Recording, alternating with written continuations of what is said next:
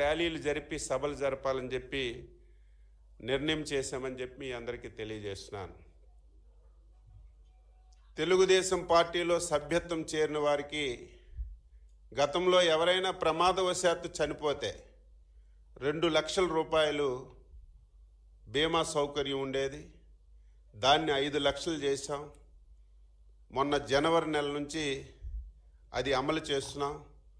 ఇప్పటికే 195 మందికి 9.75 కోట్ల రూపాయలు కార్యకర్తలకు అందించాం.